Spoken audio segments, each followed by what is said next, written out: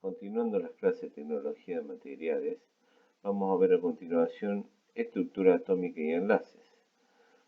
El átomo está constituido de tres partículas fundamentales, tres partículas subatómicas, protones, neutrones y electrones.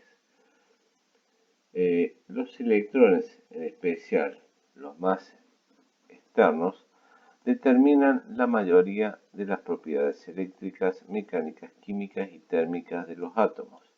Y por consiguiente es importante un conocimiento básico de la estructura atómica para el estudio de los materiales de ingeniería.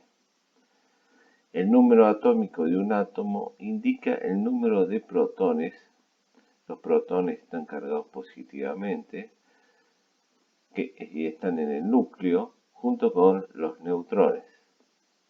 Por otro lado tenemos los electrones que orbitan alrededor del núcleo y poseen ciertos niveles de energía que forman una nube de carga negativa. Los protones están cargados positivamente y los electrones negativamente. En la figura podemos ver un átomo de cobre, el cual tiene un número atómico de 29, que indica la cantidad de electrones que orbitan alrededor del núcleo. Las órbitas están distribuidas alrededor del núcleo y cada órbita tiene distintos números de electrones. En la primera órbita podemos observar que tenemos 2 electrones, en la segunda 8, en la tercera 18 y en la última órbita tenemos un solo electrón. Ese electrón a menudo es compartido por el elemento cobre, lo que lo hace un excelente conductor de energía, porque permite que su electrón de su última órbita sea cedido ante algún tipo de estímulo. Todos los elementos de la naturaleza están representados o distribuidos en lo que denominamos una tabla periódica. La tabla periódica clasifica los elementos de acuerdo a su número atómico de orden creciente. Cada elemento tiene un comportamiento particular y en general se agrupan de acuerdo a sus características y propiedades. Podemos tener por un lado los que denominamos metales alcalinos, los metales alcalinos térreos, los metales de transición, lantánidos, actínidos, los metales del bloque P, los elementos metaloides, los elementos halogenados, los gases nobles y otros elementos no metálicos. Por otro lado, también en la tabla periódica se pueden clasificar los elementos de acuerdo a su electronegatividad.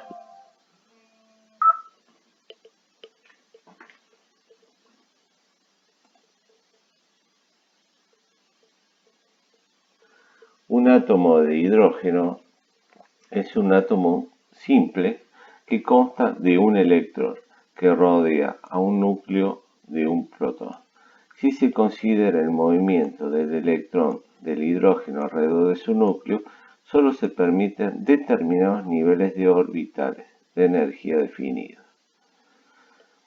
En este caso podemos observar un átomo de hidrógeno con un solo electrón, un solo protón, el cual al ser estimulado o al recibir o hacer que su electrón suba de nivel, emite un fotón.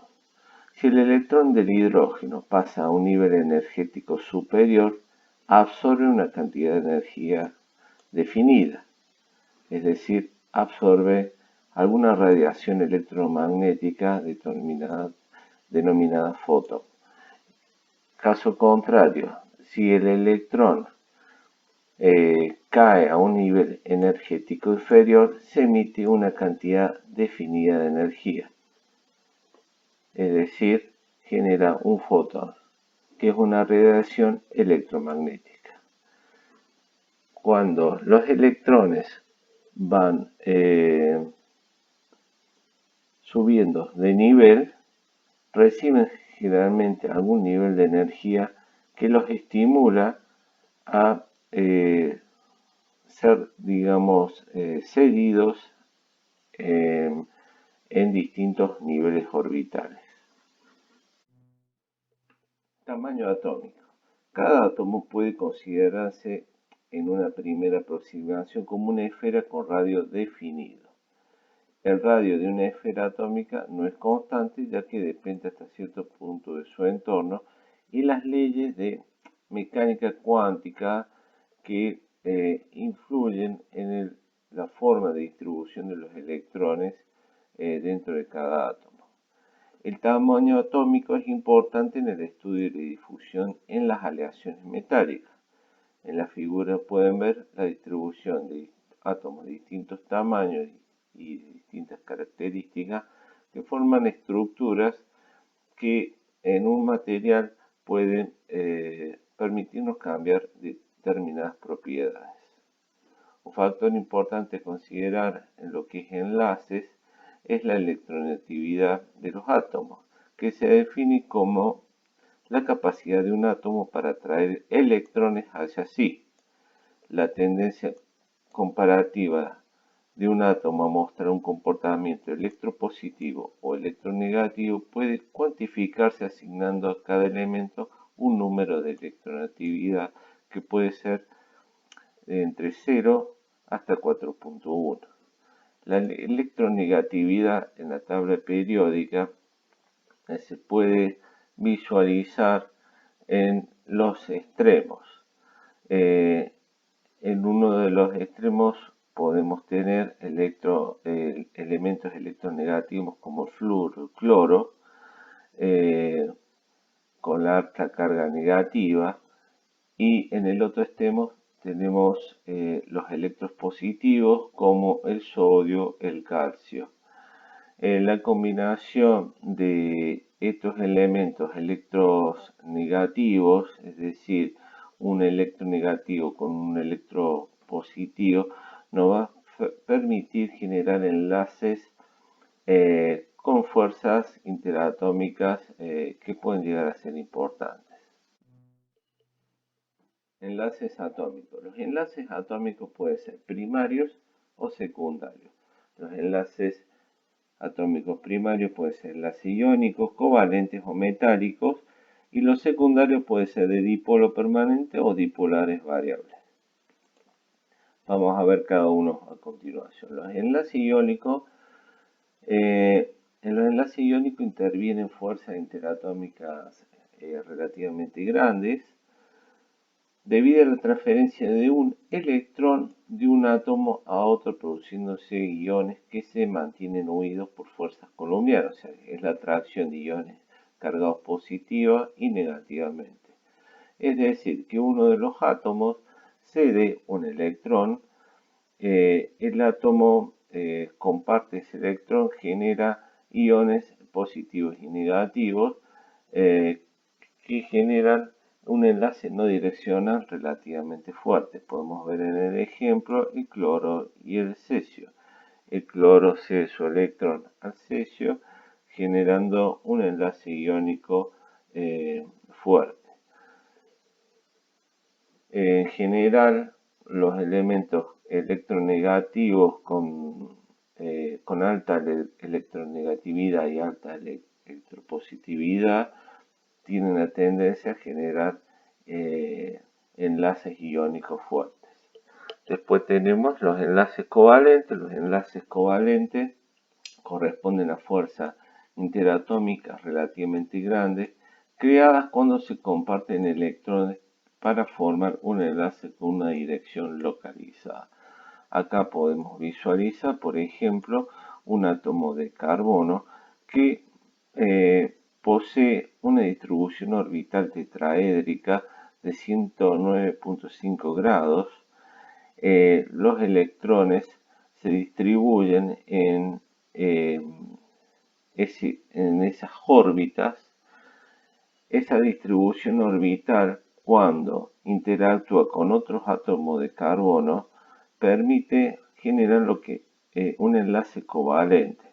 Los átomos circulan en estas órbitas compartiendo, los electrones circulan en estas órbitas compartiendo el enlace, generando estructuras bastante fuertes, en particular con el carbono. Uno de los materiales más duros de la naturaleza es el diamante, justamente porque se basa en este tipo de estructura de distribución. El carbono o diamante tiene un punto de fusión de 3500 grados centígrados. Los enlaces metálicos implican fuerzas interatómicas relativamente grandes creadas cuando se comparten electrones en forma deslocalizada por formar un enlace fuerte no direccional entre los átomos. Es decir, acá tenemos, por ejemplo, una nube electrónica de una estructura de cobre. En general, los metales tienen este tipo de enlace donde comparten electrones en toda su estructura, generando una nube electrónica. En particular, en este ejemplo nos referimos al cobre, que en su último orbital posee un solo electrón de valencia y permitirá compartirlo con el resto de los átomos. Enlaces atómicos secundarios y moleculares. Los enlaces de dipolo permanente corresponden a enlaces intermoleculares relativamente débiles, que se forman entre moléculas que tienen dipolos permanentes. El dipolo es una molécula que existe debido a la asimetría en la distribución de su densidad electrónica. Podemos ver a continuación una molécula de agua, la cual tiene un átomo de hidrógeno, 2 de oxígeno. Los átomos de oxígeno están distribuidos a 105 grados. El átomo de hidrógeno, al acercarse a una molécula de agua, es atraído por el átomo de oxígeno, formando un enlace de hidrógeno, de característica de enlace dipolo permanente débil. Los enlaces dipolares variables se producen entre átomos con un enlace de polar muy débil debido a la distribución asimétrica de las densidades electrónicas alrededor de sus núcleos. En general, esto se produce con los gases. Cuando tenemos un gas encerrado en un recinto, el cual tiene alguna simetría en cuanto a su densidad electrónica, tiende a formar algún tipo de dipolo en su estructura.